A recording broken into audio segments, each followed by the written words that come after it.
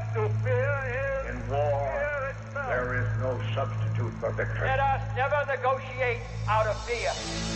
We stand undivided, forever united, fighting hand in hand for the liberty we've earned, for glory and honor, for our sons and daughters, ever mindful of the lessons we've learned. Let the torch of freedom burn.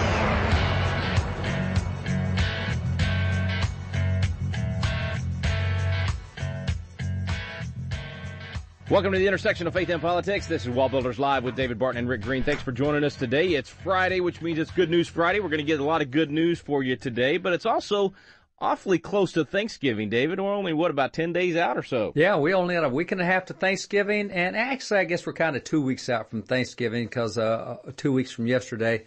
But it's close enough that it's good to kind of do a little mental preparation for this like you do for Christmas or anything else.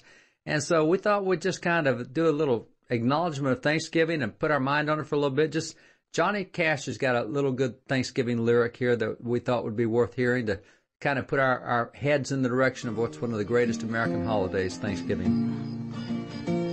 We've come to the time in the season when family and friends gather near to offer a prayer of thanksgiving for blessings we've known through the year, to join hands and thank the Creator now when Thanksgiving is due.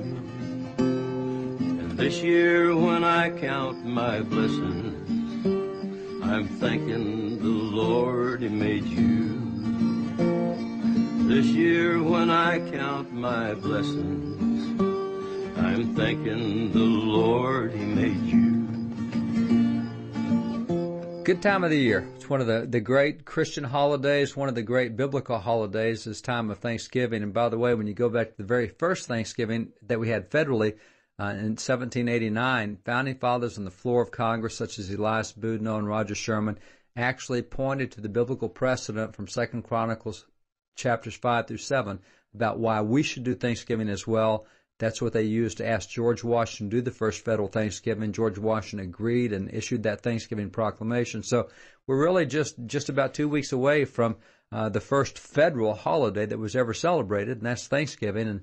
And so as you kind of get ready for Thanksgiving in 2 weeks, hit wallbuilders.com. There's a Thanksgiving section there. You'll see all sorts of original Thanksgiving proclamations from the founding fathers that come out of our library. You ought to take one or two and read that at Thanksgiving Day. I mean, watch the football games, have the fun, enjoy the time off, but keep your mind pointed toward God, and reading those proclamations is a good way to do that. Isn't that why they did them in the first place? I mean, just so that you take that time to sort of stop the busyness of everything and actually acknowledge what God's done for us and acknowledge those in our lives that have been special. That's why we have the holiday in the first place. Yeah, it's really important to acknowledge God. I mean, we're told in all of our ways to acknowledge Him, and we did that nationally and personally. That very first Thanksgiving proclamation that George Washington gave, he said, whereas it is the duty of all nations to publicly acknowledge God, and he takes off into the four things that nations are to do in acknowledging God. So we knew, and the Bible teaches, that if you stop being God conscious, your behavior changes. And in the case of America, if you stop being God conscious about the government, then the government, as you become more secular, the government acts more and more like God. And instead of preserving your rights, it takes your rights, it gives your rights, it becomes the originator and source of your rights, and no longer is God the source of your rights, the government is. So if it wants to change your rights or remove your rights or regulate your rights, it will. And that's why the Founding Fathers pointed out it was so important. They did this in the Declaration as well. So important to acknowledge God Almighty, first thing, thank Him for the blessings, and as a result, that kept government in the right perspective. You know, you mentioned taking the proclamations. What a great thing to do, to actually print one of those out and at your Thanksgiving gathering with the family all seated around, actually take one of those proclamations and share it. Say, hey, here's what our forefathers said about this holiday and why it's important for us to have it. Well, you know, and it's interesting, too, because there's some great proclamations from across the years. George Washington, 1789, is a really good one. But on the website, you'll find them from Sam Adams, from John Hancock, and so many others. And even as you go couple generations later, you get in the Civil War, And you read the Thanksgiving proclamation that Abraham Lincoln did, and it is so remarkable that in the middle of a war, an internal war where the nation is divided, brother against brother, that he was still able to find things and reasons to thank God, blessings for which you could be thankful even in the middle of a civil war. It's one of the most remarkable proclamations you'll read is that Thanksgiving proclamation from Lincoln. But across the generations they're there, and it's still a practice honored by a number of governors today. Still a number of governors do this. The president does it. Generally, it's required by federal law to do that. Some presidents are better than others about actually acknowledging God in there. The president we have now has not been very good about mentioning God in Thanksgiving proclamations, but we still have the day set aside. And so whether he mentions God or not, we need to do so. We need to get our mind turned in the right direction, if you will, get our mind turned toward home, toward God, toward our Creator, toward heaven. And then from that, it's a whole lot easier to enjoy the blessings we have of family and the liberties we have and so much else. Well, that Lincoln one would be perfect, especially if you're going through tough times. Your family's experienced tragedy this year, and anyway, that's great perspective to see that you can still have joy. You can still acknowledge God in what you're doing and count your blessings. And just a great example there, as you mentioned. If he could do that in the middle of a civil war when he's, I can't even imagine what he was going through at that point, let alone the rest of the nation. It's just something we ought to be sharing with our families around the Thanksgiving dinner. So check that out at WallBuilders.com. You can go get those proclamations, and we'd love for you to print them out and share them with your family and friends during the holiday. We'll be back in a moment with some good news for you here on WallBuilders Live.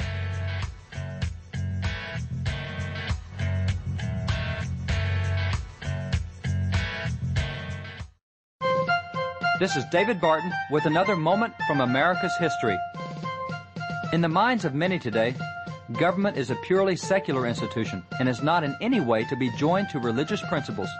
The result is that too often our public policies are now enacted without any consideration of their spiritual consequences. However, the Founding Fathers believed that even a political act should always be examined from a spiritual viewpoint. For example, in his inaugural address, President George Washington declared, "We ought to be persuaded that the favorable smiles of heaven can never be expected on a nation that disregards the eternal rules of order and right which heaven itself has ordained." President George Washington believed that the blessings of heaven would reside on this nation only so long as its national policies embraced godly standards. For more information on God's hand in American history, contact WallBuilders at 1-800-8-REBUILD.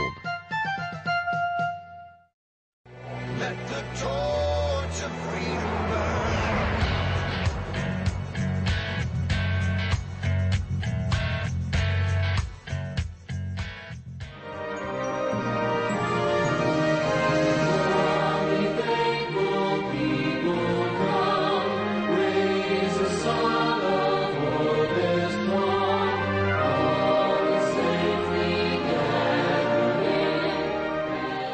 Welcome back to WallBuilders Live. Thanks for staying with us. It's Good News Friday, but we're also only a couple of weeks away from Thanksgiving, so we're talking a little bit about that today as well, kind of get our minds right and give you some good ideas for things you can do for the Thanksgiving holidays with your family, even as simple as we talked about in the last segment, printing out some of those proclamations from presidents and sharing those with your family. David, it seems like even that heart of gratitude that you hear in that hymn, that you hear in those proclamations as you read them, in our culture, we are, can we say it, a bit spoiled, and we tend to think unless everything's going exactly right, exactly as we want it, we don't have anything to be thankful for, when in fact we could have a whole lot going the wrong way, and we'd still have a lot to be thankful for in this country. Well, we have a whole lot to be thankful. And by the way, you're going to hear it this week and next week. Our bumpers in and out are going to be Thanksgiving hymns and Thanksgiving tunes and things kind of to help us remember that. But Benjamin Rush, signer of the Declaration, considered one of the three most notable founding fathers by founding father John Adams, he pointed out that a lot of times your blessings are things you don't even know. The greatest blessings you have are things you take for granted. He, in his case, was saying, I thank God for all the times I haven't fallen downstairs. And you go, wow, that's strange. And you think about it, well, falling downstairs is not a blessing. You notice that. But you haven't noticed all the times you've gone up and downstairs and didn't fall. But those are blessings. You haven't noticed all the times you've been out driving to the store and back and didn't have a wreck, but that's a blessing. You haven't noticed all the times that you didn't get hit by a meteor falling out of the sky, but that's a blessing. So blessings a lot of times are the things that we take for granted, whether it be our kids or our health, whether it be our country, our stability. We, unlike other nations in the world, do not have a revolution every 10 to 20 to 30 years. We take that for granted. That's a blessing. There's nations across the world that would love to switch spots with us in a heartbeat if it meant the stability we had. So there's just so much to be thankful for if we'll do that. Put off the whining, get away from that. We're told in Philippians that whatever state we're in, we've learned to be content, whether we have a lot, whether we don't have much. You learn to be content. You thank God. We're told in Psalms, you've never seen his seed forsaken or his children begging bread. He'll take care of his kids. And so there's a lot of things to be thankful for, regardless of what goes on around us. Let's not be so spoiled that we become whiners and complainers when we've got more blessings than the rest of the world. Well, speaking of being thankful and lots of good things happening out there, what are some of the good news Friday items we can be thankful for today? Well, today we're going to kind of dedicate it to what happened here almost a couple of weeks ago, and that is elections. We've had a lot of counts going since the elections. Alaska had tens of thousands of votes that came in that they're still had to count. You had a lot of counts that went on in Colorado. You had a lot of counts that went on in other states as well, Washington State. And so we're now getting some final numbers in and thought, well, this is a good time to look at some of the hidden good news things that occurred in the election that people didn't talk about much, but that from a conservative, constitutional, and from a faith standpoint, these were really good things. So let me start out with Common Core. One thing that became very clear on election night was Common Core was a big-time loser across the board. There were a number of groups like Stand With Children. And Stand With Children is a well-funded group. I think they're out of Massachusetts, but they came down into races down in red states and in Colorado and elsewhere, trying to defeat legislators who had introduced measures to repeal Common Core. And so Stand With Children really isn't standing with children, it's standing with the educrats, but oftentimes groups like that will take names that we're supposed to respond to. Yeah, so, aren't they brilliant with their names? They are. I mean, oh, yes, of course we want to stand with the children when they're actually dumbing down education for our children. Well, they did this 6 years ago with the state people who introduced marriage amendments. They went after them. And I remember the leader they went after in Colorado, a pro-life, biblical person, very traditional marriage, and the group they formed to go after her was called Coloradans for Life. Had nothing to do with life, but they beat the dickens out of her, and actually it cost her a seat. They put $3.2 million into defeating her because she introduced the marriage amendment. So they go after it with groups that reflect nothing of what they believe, but it's supposed to sound good. And so if you see Stand With Children coming against a legislator, well, surely you want to stand with children, so you go against the legislator. And that's what they did with our guys in Oklahoma that did not try, with our guys in Oklahoma that repealed Common Core. The state senator Josh Burkeen and state representative Jason Nelson, they went into those races big time. And it looked before the election like it was neck and neck, and yet both of those guys came out with big victories. Up in Michigan, they went after Patrick Colbeck, who's the anti-Common Core leader up there, and it looked neck and neck, and he came out with a big victory. And out in Alaska, they went after Laura Reinbold, who's the anti-Common Core leader out there, and she was reelected with a big margin. And so, I mean, they lost big time. As you go to Georgia, the new state superintendent of education in Georgia campaigned on an anti-Common Core platform, and that's what got elected on. And in South Carolina, Molly Spearman, same thing. She campaigned there. And in Arizona, the new superintendent of education there campaigned on anti-Common Core platforms. And in Wyoming, the same thing. So across the board, the anti-Common Core movement is gaining steam. It looks like 19 states this last year have taken efforts to get out of Common Core after having gotten into it. It's interesting. Here's a poll out of Iowa that goes right with this election time. This was shortly after the election, and now in Iowa, we find that in Iowa, which is a state that did not go necessarily conservative in the election, they did elect a U.S. senator out of there, Joni Ernst, but other than that, the legislature didn't change, but it probably should have, because 70% of teachers in Iowa now oppose Common Core. That's a remarkable number right there. That's 70% of teachers. So, Common Core is losing across the board right now. The other big winner on election night related to education was school choice. So many governors who were pushing school choice. Charlie Crist down in Florida running against Rick Scott. Charlie Crist took the teachers union position that the school choice there has to stop. 69,000 low-income children get to attend a school of their choice. It has to stop. Well, he was defeated. Rick Scott won. You have the same thing with Walker's race. You had the same thing with the Tennessee races, Nevada races across the nation. those folks who were standing for school choice won, and won convincingly. So school choice was the other big winner on election night related to education, and that's really good. So school choice wins, Common Core is whipped. And by the way, just after the election, the message was so clear that, I mean, just in the days since the election, only 2 days after the election, Ohio House panel passed a bill to repeal Common Core in Ohio. So it didn't take them long to get moving on what they saw in the election. Man, and that's good it's news. all over the country. I mean, It is. That's good news on the education front across the country. Got to take a quick break. We'll get some more good news from David Barton right here on WallBuilders Live.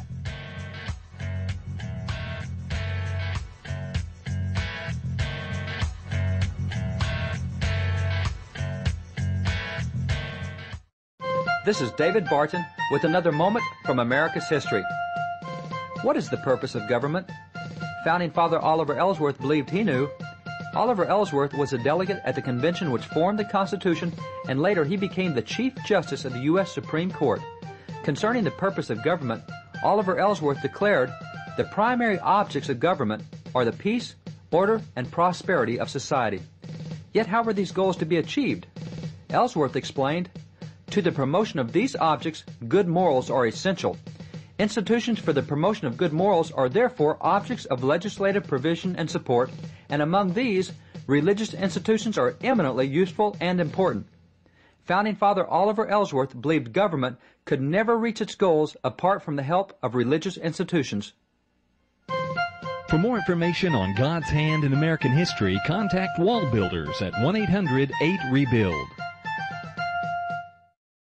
Let the torch of freedom burn.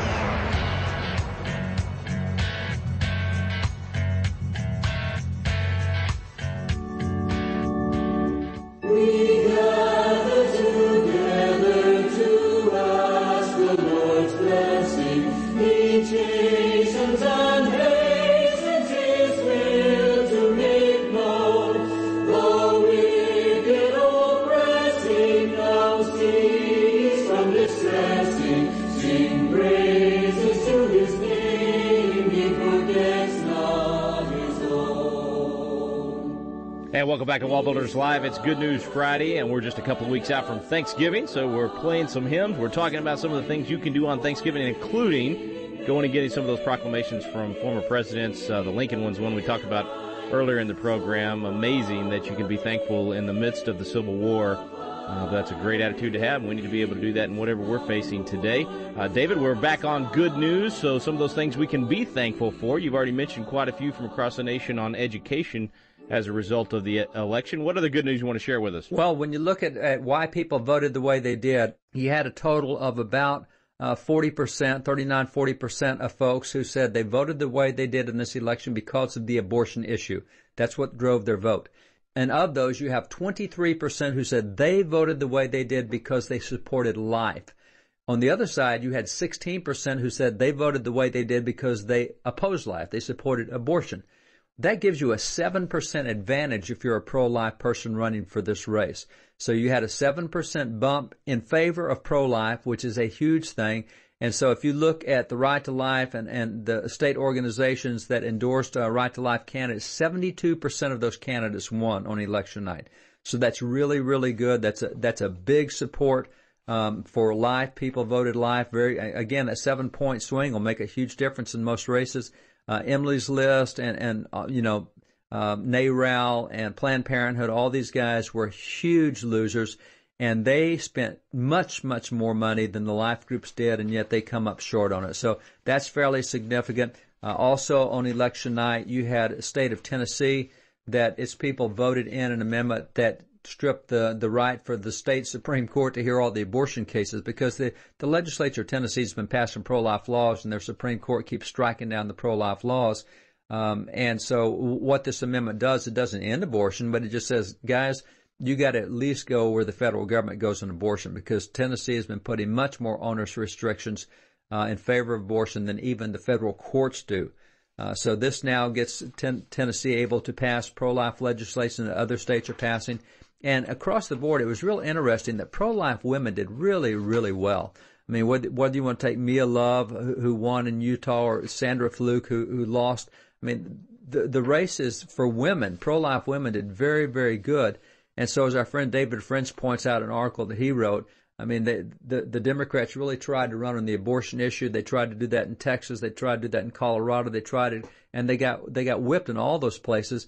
And so I've seen several articles since then saying, well, the war on women didn't work out too well because the war on women is what so many of these candidates ran on, and obviously people weren't buying it. So it looks like the war on women is finally over. So good news on the life front as well. Man, that's a lot of good news. So most people on election night, they just find out the types of candidates that won and don't realize what's happening underneath. Quick break. We'll be right back with more good news here on WallBuilders Live.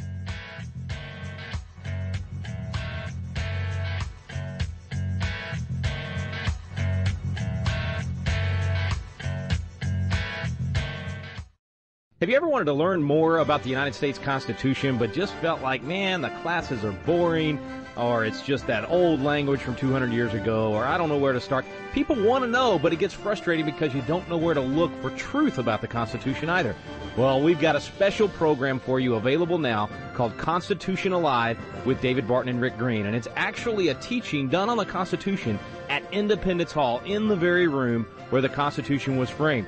We take you both to Philadelphia, the cradle of liberty in Independence Hall, and to the WallBuilders Library, where David Barton brings the history to life to teach the original intent of our founding fathers. We call it the Quick Start Guide to the Constitution because in just a few hours through these videos, you will learn the Citizen's Guide to America's Constitution. You'll learn what you need to do to help save our constitutional republic. It's fun, it's entertaining, and it's going to inspire you to do your part to preserve freedom for future generations. It's called Constitution Alive with David Barton and Rick Green. You can find out more information on our website now at wallbuilders.com. Let the torch of freedom burn.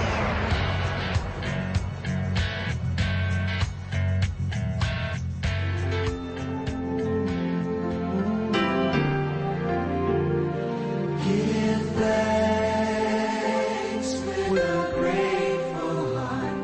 Give thanks to the Holy One. Give thanks because He's given Jesus Christ His Son. And welcome back to WallBuilders Live. It's Good News Friday, and we're giving thanks today. 2 weeks from now will be Thanksgiving. We want to encourage you to be thinking about those things to be thankful for in your own home, your own community, and certainly as a nation as well. And then also remind you about those presidential proclamations on our website, where you can print those out and share those Thanksgiving proclamations with your family during the Thanksgiving holidays. So, David, we got a few more minutes left today for some good news. What else you want to share with us from the election? I got a couple to cover here. I'm going to try to go through them a little fast. The day before the election, Gallup came out with the polls showing where Americans are on the sale of firearms. And what we had was 10 years ago, 60% of Americans said they favor stricter laws regulating the sale of firearms. Now, that fell to 44% by 9 years, by 2009, just 5 years later. And it stayed there till Newtown, where it went back up to 58% supported stricter laws.